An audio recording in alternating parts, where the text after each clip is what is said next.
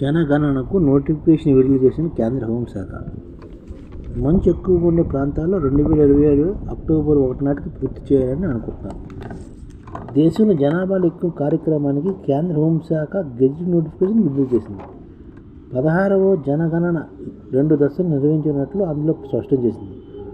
మొదటి దశ అంటే హౌస్ లిస్టింగ్ ఆపరేషన్లో భాగంగా ప్రజల ఇంటి పరిస్థితులు, వారి ఆస్తులు, ఇళ్లలో ఉండే సౌకర్య వివరాలు సేకరిస్తారు.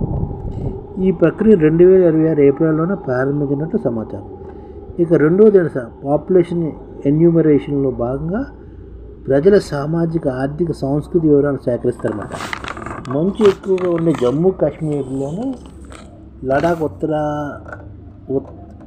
ఉత్తరాఖండ్, హిమాచల్ ప్రదేశ్లో 2026 అక్టోబర్ నాటికి, దేశంలో మిగతా ప్రాంతాల్లో 2027 మార్చి 1 నాటికి జనగణన పూర్తి చేయాలంటూ కేంద్రం తన నోటిఫికేషన్ వివరించింది. అలాగే ప్రజలు తమ వివరాన్ని ప్రభుత్వ వెబ్సైట్లో, యాప్లో స్వయంగా నమోదు చేసుకునే అంటే సెల్ఫ్ ఎన్యూమరేషన్లో వీలు కల్పిస్తున్నట్లు కూడా తెలిపింది.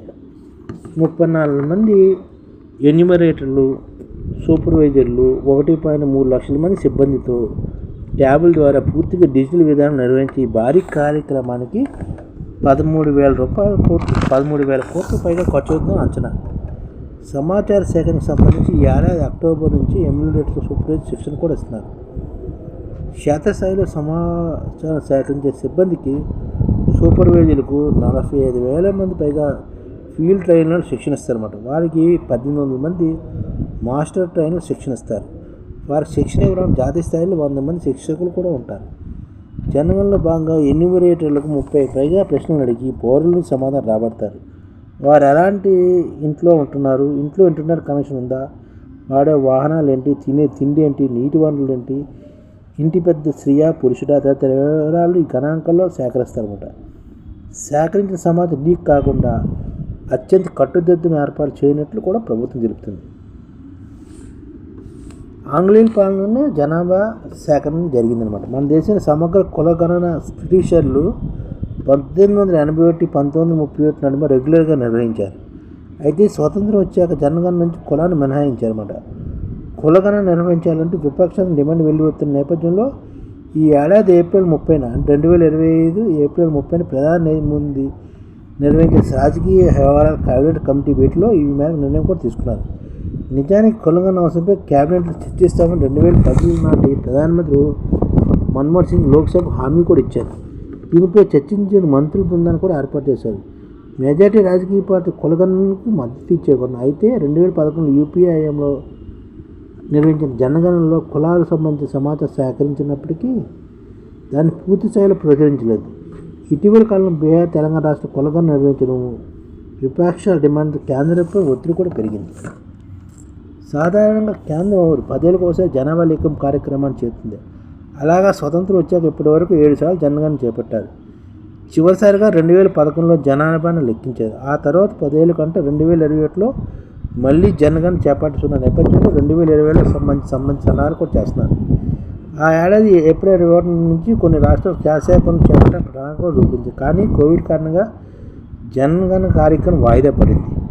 2020 జనాభా లెక్కల ఆధారంగా జాతీయ జనాభా పట్టికను సైతం నవీకరించారు. 2020లో నిర్ణయించిన సర్కారు తాజా నోటిఫికేషన్ దాని గురించి ప్రస్తావించడం గమనం. ఇక జనగణనలో భాగంగా కులగణన కూడా చేపట్టినట్లు కేంద్ర మంత్రి వర్గంలో గతంలోని ప్రకటన వచ్చిన సంగతి. తాజాగా జనాభా లెక్క సన్నాహాలపై అమిత్ షా అధ్యక్షతన సమావేశం కూడా జరిగింది. అందులో కేంద్ర హోంశాఖ కార్యదర్శి, రిజిస్ట్రార్ జనరల్, జనాభా లెక్కల కమిషనరు, ఆర్జీసీఐ ఇతర సీనియర్ అధికారులు కూడా పాల్గొన్నారు. ఈ భేటీ దరమియాన సోమవారం గెజిట్ నోటిఫికేషన్ జారీ అయిందన్నమాట. ఇది ఒక యూటర్న్ అంటున్నారన్నమాట. జనగణన సంబంధించి కేంద్రం విడుదల చేసిన గెజిట్ నోటిఫికేషన్ ఎక్కడా కులగణన ప్రస్తావన లేదని కాంగ్రెస్ సీనియర్ నేత జయరాం రమేష్ కూడా ఆగ్రహం వ్యక్తం చేశారు. ఈ ప్రస్తావన లేకపోవడం అంటే మోదీ ప్రభుత్వం యూటి తీసుకోవాలని ఆయన ఆరోపిస్తున్నారు. జనాభా లెక్కలు కేవలం గుణగణనే కాకుండా కులాల వారీగా సామాజిక, ఆర్థిక, రాజకీయ వివరాత్మక సమాచారం ఉండాలని తెలంగాణ నమూనా అనుసరించాలని కూడా సూచించారు. జయరాం రమేష్ ఆరోపణ నేపథ్యంలో కేంద్ర హోంశాఖ అధికార ప్రతినిధి స్పందించారన్నమాట. కులగణన కూడా జనగణనతో భాగంగా ఉంటుందని కూడా స్పష్టం. ఇదే విషయాన్ని ఏప్రిల్ 30న, జూన్ 4న, జూన్ 15న వెల్లడించాలని కూడా గుర్తు చేస్తున్నారు అన్నమాట. ఈ విధంగా జనగణనతో పాటు కులగణన కూడా భారత్లో జరుగుతుందన్నమాట. 2027 కల్లా మొత్తంగా భారతదేశంలో ఎన్ని కులాలు ఉన్నాయి, ఎంత జనాభా ఉంది, ఏది ఎంత అన్నది పూర్తి స్పష్టంగా మనకు తెలుసుకోవచ్చు. ఈ ఛానల్ ముఖ్య ఉద్దేశం ఏంటంటే మన తెలుగు రాష్ట్రాల్లో 1 కోటి మందికి సంఘటిత రంగాల్లో ఏ విధంగా ఉద్యోగాలు ఇవ్వవచ్చు, కనీస నెల జీతం 30,000 వరకు ఏ విధంగా ఇవ్వవచ్చు, ఏ విధంగా చేస్తే ఉద్యోగాలు సృష్టించబడతాయో వివరిస్తూ ఈ ఛానల్ వీడియోలు వస్తాయి. అలాంటి వీడియోలు మీకు కావాలంటే మన ఐడిఎఫ్ భాస్కర్ ఛానల్ని సబ్స్క్రైబ్ చేసుకోండి. ఐడిఎఫ్ అంటే ఇండియన్ డెవలప్మెంట్ ఫోర్స్. ఈ వీడియోలు చూసిన తర్వాత మీకు నచ్చితే లైక్ చేయండి, మీ ఫ్యామిలీ మెంబర్స్కి షేర్ చేయండి, మరియు మీ ఫ్రెండ్స్కి షేర్ చేయండి. Thank you. నమస్కారం.